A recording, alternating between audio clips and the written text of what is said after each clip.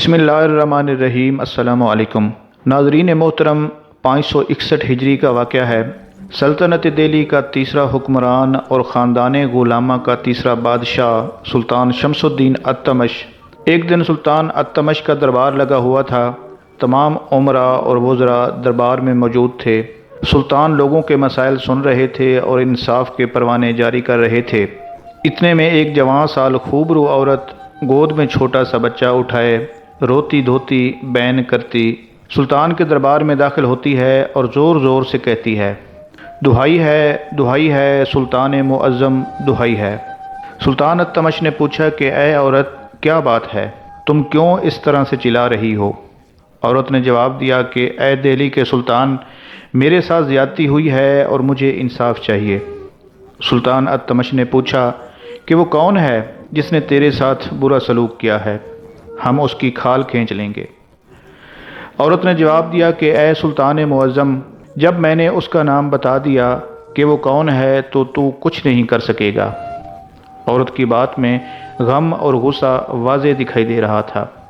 اس عورت کا یہ طنز بھرا جملہ سن کر سلطان نے اپنی تلوار کے دستے پر زور سے ہاتھ مارا اور گرج کر بولے، اے لڑکی، قسم ہے مجھے رب کعبہ کی اور اپنے پیر و مرشد بختیار کاکی کی، اگر میرا باپ بھی مجرم ہوا تو اسے بھی سزا ضرور دی جائے گی، تمہیں انصاف ضرور ملے گا۔ عورت کہنے لگی کہ سلطان پھر سوچ لے، تو انصاف نہیں کر سکے گا۔ عورت کی یہ بات سن کر سلطان التمش جلال میں آ گئے اور کہنے لگے کہ مجھے قسم ہے اس ترازو کی جسے رب کریم نے برابر رکھا ہے، تجھے انصاف ضرور ملے گا، بتا تیرا مجرم کون ہے؟ عورت کہنے لگی کہ اے سلطان التمش، وہ شخص جس نے میرے ساتھ زیادتی کی ہے وہ تیرے پیر و مرشد بختیار کاکی ہیں، اور میری گود میں یہ 1 ماہ کا بچہ انہی کا ہے، مگر اب وہ اسے پہچاننے سے انکار کر رہے ہیں۔ عورت کی یہ بات سن کر سلطان کے پاؤں تلے سے زمین نکل گئی۔ شدت غم سے جسم کانپنے لگا اور تلوار ہاتھ سے چھوٹ کر گر گئی۔ غم سے نڈھال سلطان اپنے پیر و مرشد کے بارے میں ایسی بات کیسے برداشت کر سکتے تھے؟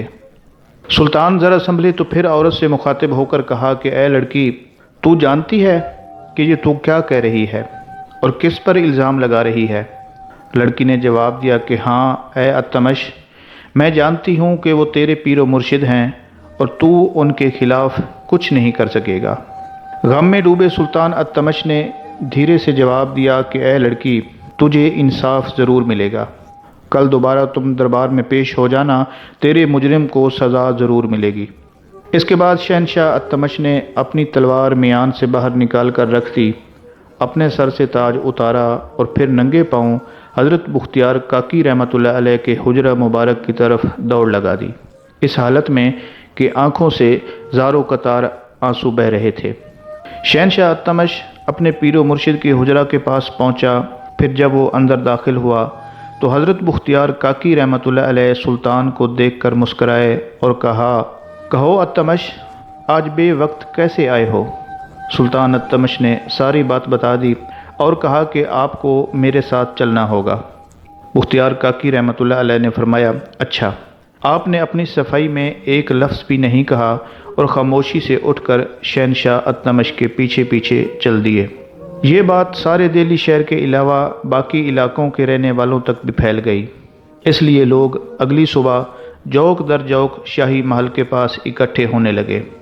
مسلمانوں کے علاوہ ہندو، سکھ، عیسائی اور دوسرے مذاہب سے تعلق رکھنے والے لوگ بھی اکٹھے ہو گئے تھے کہ اب دیکھیں گے کہ مسلمانوں کی عزت کا جنازہ کیسے نکلتا ہے۔ حضرت بختیار کاکی جو بہت بڑے پارسا بنتے تھے، اپنے اوپر لگایا ہوا الزام کیسے غلط ثابت کریں گے؟ پورا دہلی شہر وہاں امڈ آیا تھا۔ شہنشاہ التمش کا دربار لوگوں سے بھر گیا۔ ادھر یہ صورتحال تھی اور ادھر اجمیر شریف میں حضرت خواجہ غریب نواز رحمۃ اللہ علیہ اپنے مریدوں سے فرما رہے تھے کہ آج میرا بیٹا مصیبت میں ہے اور وہ مجھے بلا رہا ہے۔ آج اگر میں نہ پہنچا تو مسلمانوں کا نام تاریخ سے ختم ہو جائے گا، ولیوں کا نام و نشان بھی نہیں رہے گا۔ ایمان ہمارا کرشمہ ہے اور اسلام ہماری طاقت۔ رسول عربی صلی اللہ علیہ وآلہ وسلم ہمیں کبھی بھی معاف نہیں فرمائیں گے۔ آپ رحمۃ اللہ علیہ نے یہ فرمایا اور اجمیر سے دہلی شہر کی جانب چل پڑے۔ شہنشاہ التمش کا دربار لگا ہوا تھا۔ وہ عورت بھی الصبح دربار میں پہنچ گئی تھی۔ حضرت بختیار کاکی رحمۃ اللہ علیہ مجرموں کے کٹہرے میں کھڑے ہو گئے۔ شہنشاہ التمش نے اپنا تاج سر پہ رکھا اور تلوار میان میں رکھی۔ پھر انصاف کی کارروائی شروع ہو گئی۔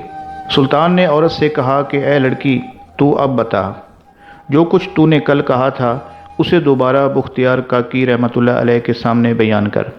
اس عورت نے پھر وہی باتیں دہرائیں جو وہ کل سلطان کے سامنے بھرے دربار میں کہہ چکی تھی۔ حضرت بختیار کاکی اور دربار میں موجود تمام لوگ دم سادھے کھڑے تھے۔ سلطان اپنے پیر و مرشد کی طرف دیکھ رہے تھے کہ وہ اپنی صفائی میں کیا فرماتے ہیں۔ دربار پر ایک سکوت طاری تھا۔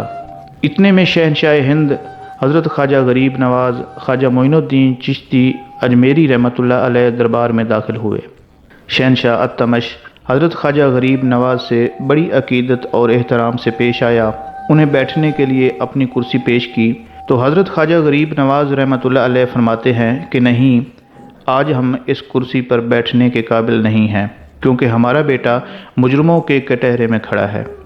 اس کے بعد حضرت خواجہ غریب نواز رحمۃ اللہ علیہ اس عورت سے پوچھتے ہیں کہ اے لڑکی بتا، کیا یہ بختیار کاکی ہی تیرا مجرم ہے؟ تو اس عورت نے جواب دیا کہ جی ہاں، بختیار کاکی ہی میرے مجرم ہیں۔ پھر حضرت خواجہ غریب نواز رحمۃ اللہ علیہ نے 3 مرتبہ اس عورت سے سوال دہرایا تو وہ عورت ہر بار یہی جواب دیتی ہے کہ ہاں، بختیار کاکی ہی میرے مجرم ہیں۔ پھر آپ رحمۃ اللہ علیہ نے پوچھا کہ اے لڑکی، کیا اس واقعہ کا کوئی گواہ بھی ہے تیرے پاس؟ تو اس عورت نے جواب دیا کہ ہاں، اور ساتھ ہی 4 گواہ بھی پیش ہو گئے۔ ان 4 گواہوں نے شہادت دی کہ ہم نے مختلف اوقات میں حضرت بختیار کاکی اور اس عورت کو اکٹھے اٹھتے بیٹھتے دیکھا ہے۔ جب وہ 4 آدمی اپنی اپنی شہادتیں دے چکے تو حضرت خواجہ غریب نواز رحمۃ اللہ علیہ درمیان میں کھڑی اس عورت کے پاس گئے اور فرمایا، اے عورت سن لے کہ یہ جہاں فانی ہے، کل تم نے بھی اس دنیا سے چلے جانا ہے، ابھی بھی وقت ہے، سوچ لو۔ لیکن اس عورت نے جواب دیا کہ میرے مجرم وہی ہیں اور انہیں اس کی سزا ملنی چاہیے۔ یہ سن کر حضرت خواجہ غریب نواز رحمۃ اللہ علیہ جلال میں آ گئے۔ آپ شدت غصہ سے کانپ رہے تھے، محل کے در و دیوار تک لرز رہے تھے۔ حضرت بختیار کاکی نظریں جھکائے بالکل خاموش کھڑے تھے۔ انہوں نے اپنی صفائی میں ایک لفظ تک نہیں کہا۔ پھر حضرت خواجہ غریب نواز نے فرمایا کہ اے لوگو، تم نے اس عورت کی باتیں سنی، اب میں اللہ کے فضل و کرم سے ایک ایسی گواہی دلانے والا ہوں جو خود یہ ثابت کر دے گی کہ میرا بیٹا مجرم نہیں ہے۔ آپ اس عورت کے قریب آتے ہیں اور اس کی گود میں موجود چھوٹے بچے کے منہ سے کپڑا ہٹاتے ہیں اور اس بچے سے کہا کہ اے بچے، میں تجھے اللہ کے فضل و کرم سے یہ حکم دیتا ہوں کہ تو بول اور یہ بتا کہ تو کس کا بیٹا ہے۔ میں تجھے ولی بناتا ہوں اور تیری آئندہ آنے والی نسلیں بھی ولی ہوں گی۔ تو اللہ کے حکم سے بول۔ وہاں دیکھنے والے حیران رہ جاتے ہیں اور سننے والے پریشان ہو جاتے ہیں کہ وہ بچہ جو صرف 1 ماہ کا تھا بول پڑا اور کہا کہ اے خواجہ غریب نواز، السلام علیکم، میں اس دربار میں موجود حسن شاہ نامی وزیر کا بیٹا ہوں اور حضرت بختیار کاکی بالکل بے گناہ اور پاکیزہ ہیں۔ ہوا کچھ یوں تھا کہ شہنشاہ التمش کے دربار میں اس کے وزراء اور امراء میں مسلمانوں کے علاوہ ہندو اور سکھ بھی شامل تھے، جو اکثر ایسی کوششیں کرتے رہتے تھے کہ کسی طرح سے شہنشاہ التمش کو حضرت بختیار کاکی رحمۃ اللہ علیہ سے بدظن کیا جائے، جو کہ التمش کے پیر و مرشد تھے۔ چنانچہ ہندوؤں اور سکھوں نے مل کر حضرت بختیار کاکی رحمۃ اللہ علیہ کے خلاف بلکہ عالم اسلام کے خلاف ایک انتہائی بھیانک سازش تیار کی۔ شہنشاہ التمش کے دربار میں موجود اس کے قاضی اور ایک وزیر جس کا نام حسن شاہ تھا، ان دونوں کو بھی انتہائی زیادہ مال و دولت دے کر انہیں بھی اس سازش میں شامل کر لیا تھا۔ انہوں نے اس سازش کو مکمل کامیاب بنانے کے لیے بازار حسن سے ایک طوائف کو خریدا جس کا حسن اپنی مثال آپ تھا۔ حسن شاہ نامی وزیر کا بیٹا جس کی عمر صرف 1 ماہ تھی، اس طوائف کی گود میں ڈال دیا گیا اور اس سازش کو عملی جامہ پہنانے کے لیے اس عورت سے کہا گیا کہ وہ اب شہنشاہ التمش کے دربار میں جائے اور اسے بتائے کہ یہ لڑکا حضرت بختیار کاکی رحمۃ اللہ علیہ کی ناجائز اولاد ہے۔ حضرت خواجہ غریب نواز رحمۃ اللہ علیہ نے اس بچے کی گواہی کے بعد اسے کہا کہ میں آج سے تیرا نام کرامت حسین رکھ رہا ہوں اور تاریخ تجھے یاد رکھے گی اور تو اپنے وقت کا بلند مرتبت فقیر ہوگا۔ پھر حضرت بختیار کاکی رحمۃ اللہ علیہ کو اپنے ساتھ لیا اور وہاں سے چل پڑے۔ یہ دیکھ کر شہنشاہ التمش آپ کے پیچھے دوڑا اور آپ کے قدموں میں گر گیا۔ سلطان نے اس عورت اور اس وزیر کو قتل کرنے کا حکم دے دیا۔ سلطان کا حکم سن کر حضرت بختیار کاکی نے فرمایا کہ سلطان رکو، میں نے ان دونوں کو معاف کیا، اللہ بھی انہیں معاف کرے۔ یہ سن کر وہ عورت اور حسن شاہ نامی وزیر بھی آپ کے قدموں میں گر گئے۔ آپ نے ان سے فرمایا کہ میں نے تمہیں معاف کر دیا ہے۔ دہلی شہر کے رہنے والوں کو حضرت خواجہ قطب صاحب رحمۃ اللہ علیہ سے بے حد عقیدت اور محبت تھی۔ جب حضرت خواجہ غریب نواز رحمۃ اللہ علیہ حضرت قطب صاحب کو دہلی سے اجمیر لے کر جانے لگے تو تمام شہر میں ایک ماتم اور واویلا برپا ہو گیا۔ لوگ دیوانہ وار آپ کے پیچھے دوڑے۔ حضرت خواجہ قطب صاحب رحمۃ اللہ علیہ سے عوام اور خاص کی عقیدت اور محبت کا یہ عالم تھا کہ لوگ حضرت قطب صاحب رحمۃ اللہ علیہ کے قدموں کے نیچے کی خاک تبرکن اٹھا کر سر آنکھوں پر ڈال رہے تھے اور حضرت قطب صاحب رحمۃ اللہ علیہ کے پیچھے پیچھے روتے ہوئے چلے جا رہے تھے۔ سلطان شمس الدین التمش بھی حضور خواجہ غریب نواز سے منت اور سماجت کر رہے تھے کہ حضور قطب صاحب رحمۃ اللہ علیہ کو اجمیر لے کر نہ جائیں، خدا کے لیے انہیں یہیں رہنے دیں۔ حضور خواجہ غریب نواز رحمۃ اللہ علیہ دہلی کے لوگوں کی عقیدت اور محبت کا مشاہدہ فرما چکے تھے، چنانچہ آپ نے دہلی کے لوگوں اور سلطان کی درخواست کو منظور کرتے ہوئے فرمایا کہ بابا قطب الدین تم دہلی ہی میں رہو، تمہارے چلے جانے سے سارے شہر والے پریشان ہو جائیں گے اور یہ شہر اب تمہارے سپرد ہے۔ اس کے بعد حضرت خواجہ غریب نواز رحمۃ اللہ علیہ کے فرمان سے حضرت قطب صاحب رحمۃ اللہ علیہ واپس دہلی شہر تشریف لے آئے۔ سلطان شمس الدین التمش رحمۃ اللہ علیہ کو ایک مدت سے یہ آرزو تھی کہ شہر کے قریب پانی کا ایک حوض تیار کرایا جائے۔ اس زمانے میں شہر میں پانی کی شدید قلت تھی۔ ایک روز سلطان شمس الدین التمش رحمۃ اللہ علیہ نے حضور سرور کائنات صلی اللہ علیہ وآلہ وسلم کو خواب میں دیکھا کہ آپ ایک مقام پر گھوڑے پر سوار ہیں اور فرما رہے ہیں کہ اے شمس الدین التمش اس مقام پر حوض تعمیر کرو۔ سلطان شمس الدین التمش رحمۃ اللہ علیہ نے خواب سے بیدار ہو کر فوراً ایک خادم حضرت قطب صاحب کے پاس بھیجا کہ میں نے آج رات ایک خواب دیکھا ہے، اگر ارشاد ہو تو حاضر عرض کروں۔ حضرت قطب الدین بختیار کاکی رحمۃ اللہ علیہ نے فرمایا اس قاصد سے کہ بادشاہ سے کہہ دینا کہ حضور سرور کائنات صلی اللہ علیہ وآلہ وسلم نے جس جگہ حوض تعمیر کرنے کا حکم دیا ہے میں اس جگہ جا رہا ہوں، تم بھی وہاں آ جاؤ۔ سلطان شمس الدین التمش گھوڑے پر سوار ہو کر روانہ ہو گیا۔ پتہ چلا کہ حضرت قطب الدین بختیار کاکی رحمۃ اللہ علیہ فلاں جگہ رونق افروز ہیں اور تمہاری آمد کے منتظر ہیں۔ سلطان گھوڑا دوڑاتا ہوا حضرت قطب صاحب کے پاس پہنچ گیا۔ حضرت قطب صاحب رحمۃ اللہ علیہ نماز پڑھنے میں مشغول تھے۔ سلطان شمس الدین نے جس جگہ حضور صلی اللہ علیہ وآلہ وسلم کو تشریف فرما ہو کر خواب میں دیکھا تھا وہاں گھوڑے کے سموں کے نشان موجود تھے اور وہاں سے پانی جاری تھا۔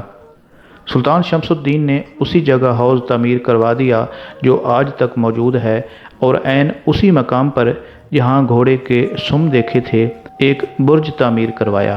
اہل وطن آج بھی اس مقام مقدس کی زیارت کر کے فیوز و برکات جناب صلی اللہ علیہ وآلہ وسلم سے مستفیض ہوتے ہیں۔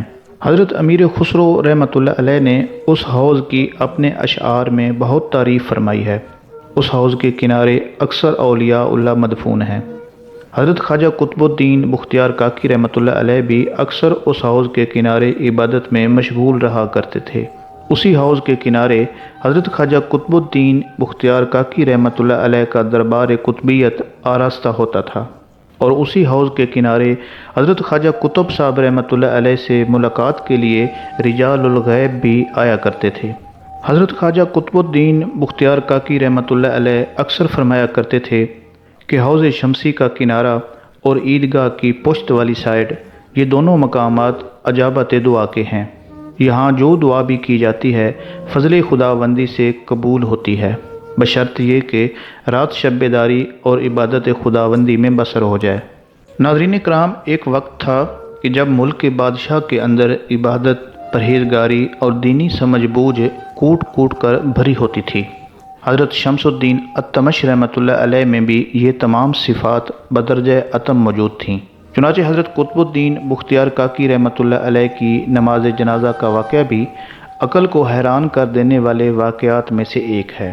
جب حضرت قطب الدین بختیار کاکی رحمۃ اللہ علیہ کی وفات ہو گئی تو ہندوستان بھر میں ایک کوہرام مچ گیا۔ جنازہ تیار ہوا اور اسے ایک بڑے میدان میں نماز جنازہ ادا کرنے کے لیے لایا گیا۔ ایک بڑی تعداد میں مخلوق خدا نماز جنازہ پڑھنے کے لیے گھروں سے نکل پڑی۔ انسانوں کا ایک سمندر تھا جو حد نگاہ تک نظر آتا تھا۔ یوں معلوم ہوتا تھا کہ ایک بکھرے ہوئے دریا کی مانند یہ مجمع ہے۔ جب نماز جنازہ پڑھانے کا وقت قریب آیا تو اچانک مجمع میں سے ایک آدمی آگے بڑھا اور مجمع کی طرف رخ کر کے کہنے لگا کہ میں حضرت خواجہ قطب الدین بختیار کاکی رحمۃ اللہ علیہ کا وصی ہوں، یعنی میرے پاس حضرت خواجہ قطب الدین بختیار کاکی رحمۃ اللہ علیہ کی ایک وصیت ہے۔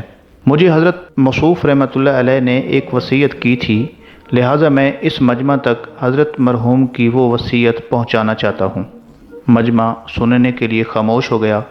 وصیت کیا تھی؟ ذرا سنیے اور اپنے ایمانوں کو تازہ کیجیے۔ اس وصی نے کہا کہ خواجہ قطب الدین بختیار کاکی رحمۃ اللہ علیہ نے مجھے یہ وصیت کی تھی کہ میرا نماز جنازہ وہ شخص پڑھائے جس کے اندر 4 خوبیاں بدرجہ اتم موجود ہوں۔ اس کی پہلی خوبی یہ ہو کہ پوری زندگی میں اس کی تکبیر اولیٰ کبھی بھی قضا نہ ہوئی ہو۔ اس کی دوسری خوبی یہ ہو کہ اس کی تہجد کی نماز بھی کبھی قضا نہ ہوئی ہو۔ تیسری اس کی خوبی یہ ہو کہ وہ اتنا عبادت گزار ہو حتیٰ کہ اس نے عصر کی سنتیں بھی کبھی قضا نہ کی ہوں۔ اور اس کی چوتھی خوبی یہ ہو کہ اس نے زندگی میں غیر محرم عورت پر کبھی بھی بری نظر نہ ڈالی ہو۔ لہذا جس شخص میں یہ 4 خوبیاں موجود ہوں وہ میرا نماز جنازہ پڑھائے۔ جب حضرت رحمۃ اللہ علیہ کی یہ وصیت مجمع کو سنائی گئی تو مجمع پر سناٹا چھا گیا۔ مجمع ایسے ساکت ہو گیا جیسے اسے سانپ سونگھ گیا ہو۔ لوگوں کے سر جھک گئے۔ کون ہے جو قدم آگے بڑھائے؟ کافی وقت گزر گیا۔ وصیت کا اعلان بار بار کیا جاتا رہا لیکن کوئی بھی شخص نماز جنازہ پڑھانے کے لیے تیار نہ ہوا۔ لوگ آپس میں چہ مگویاں کرنے لگے کہ حضرت رحمۃ اللہ علیہ کی ان شرائط کے ساتھ کوئی بھی حضرت رحمۃ اللہ علیہ کا نماز جنازہ نہیں پڑھا سکے گا۔ دن اپنے اختتام کی طرف بڑھنے لگا تو ایک شخص روتا ہوا آگے بڑھا۔ حضرت قطب الدین بختیار کاکی رحمۃ اللہ علیہ کے جنازے کے قریب آیا، جنازے سے چادر ہٹائی اور کہا کہ حضرت آپ خود تو وفات پا گئے لیکن میرا راز بھی افشاں کر گئے۔ اس کے بعد بھرے مجمع کے سامنے اللہ کو حاضر و ناظر جان کر قسم اٹھائی کہ الحمدللہ میرے اندر یہ 4 خوبیاں موجود ہیں۔ لوگوں نے حیرانگی سے دیکھا کہ یہ وقت کے بادشاہ شمس الدین التمش رحمۃ اللہ علیہ تھے۔ غور و فکر کا یہاں مقام ہے کہ اگر بادشاہی کرنے والے دینی زندگی گزار سکتے ہیں تو پھر کیا ہم دکان کرنے والے یا فیکٹریوں والے یا دفتر میں جانے والے یا کھیتی باڑی کرنے والے ایسی زندگی کیوں نہیں گزار سکتے؟ ناظرین محترم، حضرت خواجہ معین الدین چشتی سنجری رحمۃ اللہ علیہ نے نور و معرفت اور حق و صداقت کی جو شمع اجمیر میں روشن کی، اس شمع کو حضرت قطب الدین بختیار کاکی رحمۃ اللہ علیہ نے نہ تو تند و تیز ہواؤں سے بجھنے دیا اور نہ اس کی روشنی کو کم ہونے دیا۔ آپ کے بعد آپ کے جانشین حضرت بابا فرید الدین مسعود گنج شکر رحمۃ اللہ علیہ اور ان کے جانشینوں نے اس شمع کی روشنی کو برقرار رکھا، اور یہ شمع آج بھی الحمدللہ پوری تابانی کے ساتھ روشن ہے۔ ناظرین کرام، صرف حضرت خواجہ غریب نواز رحمۃ اللہ علیہ کی ہی نہیں اور حضرت بختیار کاکی رحمۃ اللہ علیہ کی ہی نہیں بلکہ آپ کے بعد آنے والے حضرت بابا فرید گنج شکر رحمۃ اللہ علیہ کی بھی بڑی آزمائشیں ہوئیں۔ 620 ہجری میں قیام دہلی کے آخری دور میں حضرت بابا فرید الدین مسعود گنج شکر رحمۃ اللہ علیہ کو حضرت خواجہ قطب الدین بختیار کاکی کے وضو کی خدمت پر مامور فرمایا گیا تھا۔ آپ حضرت خواجہ بختیار کاکی رحمۃ اللہ علیہ اپنے پیر و مرشد کے وضو کے لیے پانی لاتے تھے۔ ایک دن عجیب اتفاق ہوا کہ سردی کا موسم تھا اور رات کو آگ ختم ہو گئی تھی۔ نماز فجر میں پیر و مرشد کے وضو کے لیے پانی گرم کرنا تھا، اس لیے حضرت بابا فرید الدین مسعود گنج شکر رحمۃ اللہ علیہ آگ کی تلاش میں خانگاہ سے نکل کر بستی کی طرف روانہ ہو گئے۔ یہ سوچ کر دروازے پھرتے رہے کہ کہیں کسی مکان میں کوئی جاگ رہا ہو تو آگ کا سوال کریں گے۔ خوش قسمتی کہ حضرت بابا فرید الدین گنج شکر رحمۃ اللہ علیہ کو ایک گھر میں کسی کے چلنے کی آہٹ محسوس ہوئی۔ آپ تیزی سے آگے بڑھے اور دروازے پر دستک دی۔ مکان کی مالکہ جو ایک جوان اور شریر عورت تھی، اس نے پردے کے پیچھے سے جھانک کر دیکھا تو اپنے دروازے پر ایک خوبصورت نوجوان کو کھڑے ہوئے دیکھا، جس کے چہرے پر بڑی خوبصورت داڑھی تھی اور سر پر عمامہ سجا ہوا تھا۔ وہ عورت کہنے لگی کہ تمہیں کس سے ملنا ہے؟ بڑی شوخ عورت تھی۔ بابا فرید رحمۃ اللہ علیہ عورت کے لہجے کی شرارت کو محسوس کر کے لرز گئے، مگر مجبوراً آپ کو جواب دینا ہی پڑا۔ آپ نے فرمایا کہ مجھے کسی سے ملاقات نہیں کرنی، میں تو ایک ضرورت مند شخص ہوں اور آپ کے دروازے پر آگ لینے کے لیے آیا ہوں۔ عورت آپ کے مزاج اور آپ کے مسلک سے واقف نہیں تھی، اس لیے دل بستی کی باتیں کرتی رہی۔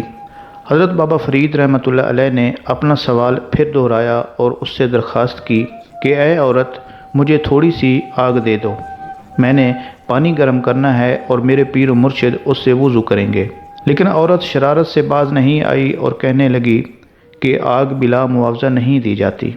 حضرت بابا فرید گنج شکر نے معاوضہ دریافت کیا تو وہ عورت بڑی بے باکی سے بولی کہ اپنی ایک آنکھ نکال کر دے دو اور آگ لے جاؤ۔ وقت گزرتا جا رہا تھا اور حضرت بابا فرید کو یہ فکر پریشان کر رہی تھی کہ اگر آگ نہیں ملی تو حضرت شیخ وضو کیسے کریں گے؟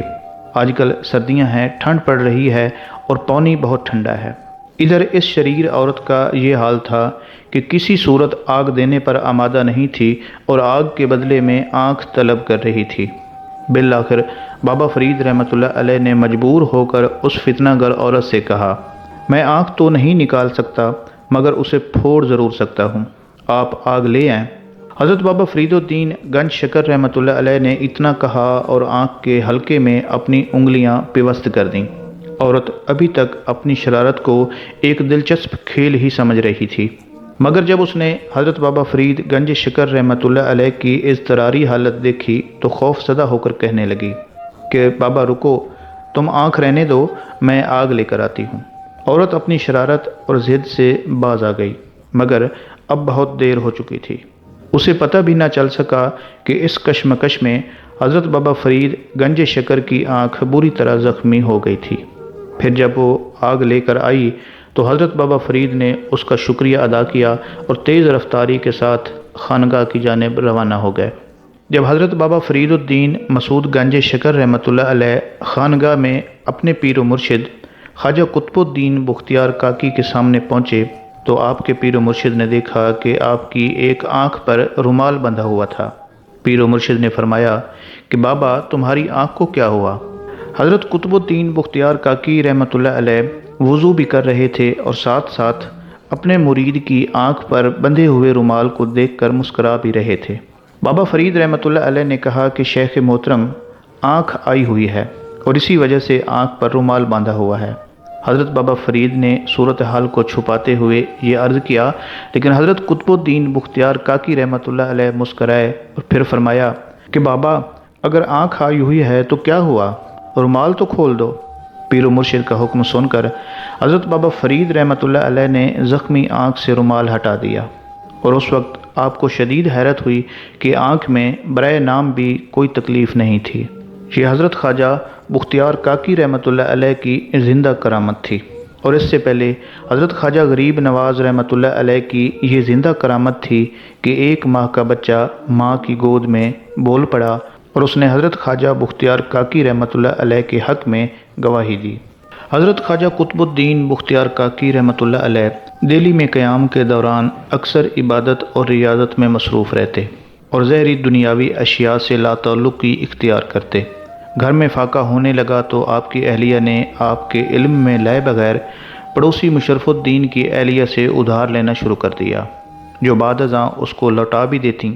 ایک دن پڑوسی کی بیوی نے آپ کی بیوی کو طعنہ دیا کہ اگر میں قرض نہ دوں تو تمہارے گھر کا چولہا کیسے چلے؟ اہلیہ نے قرض لینا بند کر دیا۔ کتب صاحب کے علم میں جب یہ بات آئی تو آپ نے اپنی اہلیہ سے فرمایا کہ جب بھی ضرورت ہو حجرہ کی طاق سے بسم اللہ کہہ کر جتنی روٹیاں چاہو نکال لیا کرو، لیکن اس کا کسی سے ذکر نہ کرنا۔ چنانچہ وہ ایسا ہی کرتی۔ ایک روز انہوں نے ہمسائے کی بیوی کو یہ بتا دیا اور اس دن سے حجرہ کی طاق سے کاک یعنی روٹیاں نکلنا بند ہو گئیں۔ اللہ رب العزت ہمیں زندگی بھر نیکی پر قائم رہنے کی توفیق عطا فرمائے، آمین یا رب العالمین۔